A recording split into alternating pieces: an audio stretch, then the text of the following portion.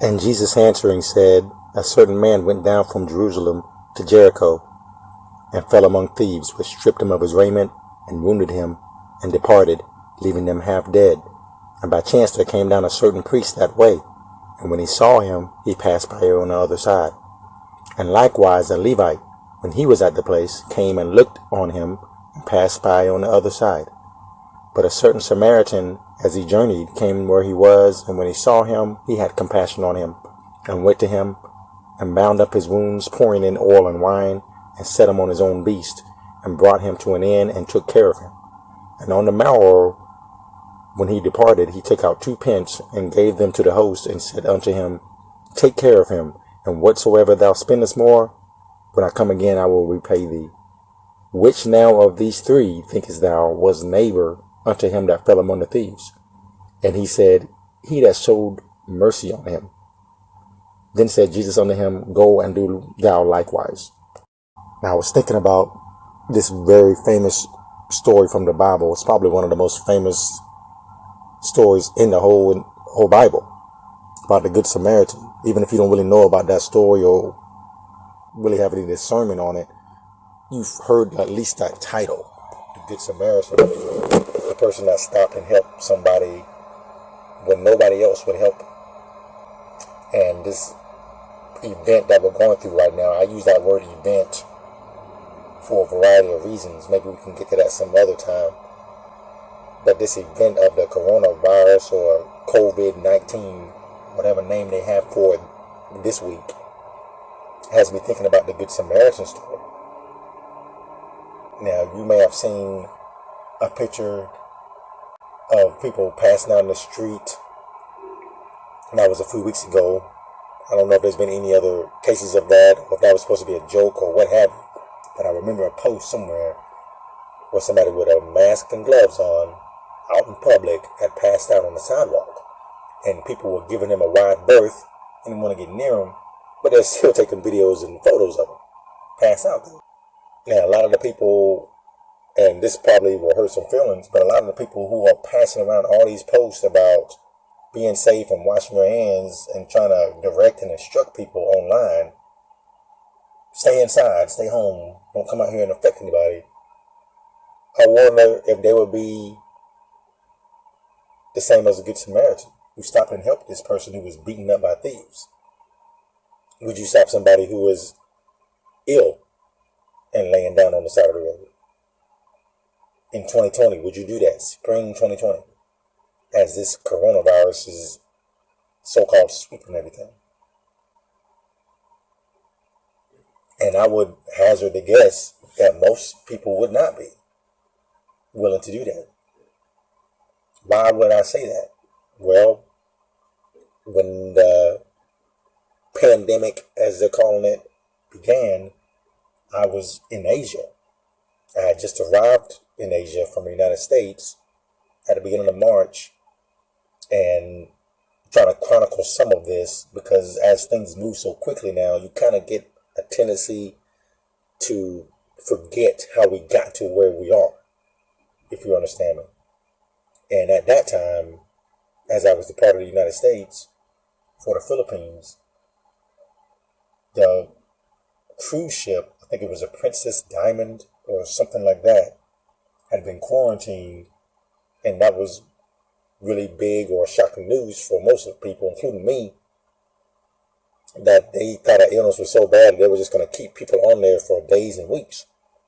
Well, now we're almost to April as I'm talking now, and that is almost expected or encouraged to do something like that. No, you got to get people away from everybody else.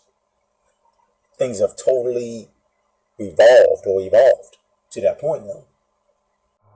Now, by the time we left the Philippines, you couldn't get into any store, bank, pharmacy, etc., mall, without having your forehead scanned from one of those digital thermometers. And you were even having to wash your hands in a basin that they provided for you by the entrances of these places. You know, at first it was one guy scanning you with a face mask on, and by the time we left, there were 3, 4 men and women standing around, sometimes with weapons. And these are just going into normal businesses over there. I'm going to spray your hands with sanitizer or have you to wash your hands. Fast forward to our arrival back in the United States, and I was behind the times of what was going on here. So when I got back, one of the first things I needed to do was go to the bank. Now, I didn't know that you can't get into the bank in the end of March 2020. They're not going to let you in. They want you to go through the drive-thru, or they're going to unlock the door and let you in for as a special case. The hoarding, the grocery shop raiding, that seems to be worldwide, all of that stuff. And one of the other things that seems to be worldwide and is really spreading is a spirit of fear because of this virus, which has so many contradictions that you can't even keep up with it. Everybody's scrubbing everything down and trying to wear face masks and gloves, which aren't even airtight. I mean, you got holes around your nose and eyes and mouth and chin for these face masks. How much protection are you really getting? But then you're getting it from touching things also. It's supposed to be airborne, plus it's on the surfaces. Now, if it's at that point, your precautions of paper mask and Lysol wipe down rags, that's not going to stop this thing. And we've gotten to the point now where you're afraid to cough, sniffle, wipe your nose, anything of that sort. As you can hear my voice right now, I was in Cebu City, Philippines. If you know anything about Cebu City, there's a lot of smoke and smog and exhaust there. People burning things, engines pumping out all kinds of soot. And it's going to get inside your body, your lungs. But when people hear me talking as I'm back here in the United States, I have people turn their heads when they hear me talk because, oh, he sounds sick. I had one guy ask me that at work. No, he's a guy who dispenses your job for today. You go up and tell him what you've got, and he gives you the paperwork. When he heard me ask for my paperwork, he paused.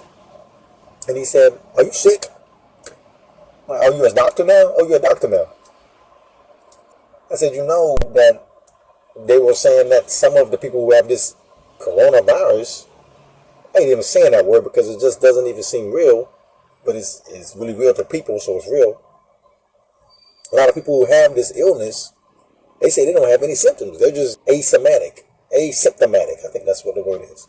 20% of them. And that number has probably changed since I've heard that. So you can't even tell from somebody's voice, or if they're blowing their nose.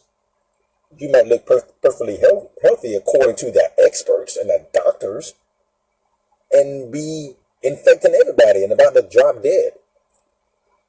It's a spirit of fear. It's a spirit of accusation. And everybody's afraid to be near each other. And then you hear people, but it makes me angry to hear people say, well, we just need to come together. How are we going to come together if you don't want me to come near you? It doesn't make sense. All of these new terms that they're coming up with. They, as in the powers that be and the people who entertain you. It's a good thing that Jesus didn't practice social distancing from all of us sick sinners, all those lepers, all those wounded, hurting people, all those people with issues of blood, people infected with a legion of demons. You know, he could have just healed everybody long distance, and no doubt he has and does. Now, remember that man with some status, some power, just his faith in the face of Jesus made Jesus heal his without even knowing. So he could and can do that. Many times he was there to put his hands on the person that needed it. Would you be a good neighbor like the Good Samaritan? Most people are quick to say that they would help somebody like that. I don't think most of us would. Well, you might be asking, well, what about you, brother? Would you help somebody who was passed out with face mask and gloves in March 2020? Well, that depends on the situation. But I don't think I would shy away from them because of a coronavirus. That would not be the reason I would not help somebody like that. But you never know for sure until it happens. The point is, what kind of neighbor are you? What kind of neighbor am I? Would I actually allow the spirit of fear to keep me from helping somebody in this time? Like the man who asked me if I'm sick, and ever since that day doesn't want to be around me just because of my voice. It's laughable, but it's sadly true. Just like when I go into the bank after I got home from my trip overseas, and they don't want to let me in the bank until they really had to, so I could sign some things or what have you. And I'm the only one in the bank other than the employees, and I see all the employees shooting these nervous little furtive glances towards me, waiting to see if I'm going to have mucus run out of my nose or something. That's just the reality of the time we're in, you say? A lot of people who just shrug their shoulders and say, well, this is just the times we're in. I can smell the spirit of fear in those people. Hebrews 13:5, I will never leave thee nor forsake thee. Well, you rarely hear people go to the next verse in 13:6 where it says, so that we may boldly say, the Lord is my helper, and I will not fear what man shall do to me, what man shall do unto me. Whether that's a man making me sick because he's got a virus and he's showing symptoms or not showing symptoms, or whether it's a man in some laboratory who may have actually made this virus to decimate mankind, or whatever direction you want to go with that. Why are you afraid of dying? Why would you be afraid of helping somebody? I thought God was with you and he's not going to forsake you. Even if you died, you're going to be by his side if you're a believer. Now, just understand, I'm not making fun of this. I'm not saying it's all fake because the flu's out there. I'm one of those people who has been mocked in the last hours or days because I believe that this is a branch of the flu and more people die of that or still dying of that. We got a vaccine for the flu. It doesn't keep people from dying. It doesn't keep people from getting sick every year. And I believe this is one of those strains that they've named it something exotic and people have lost their ever-loving minds over it. And that's where I think we are. So things about washing your hands, not touching your face, staying home if we feel ill, we should have already been doing those things. This thing is really run downhill. Oh, here's something really interesting right here in Revelation 21. And verse 8 right there is one of those frightful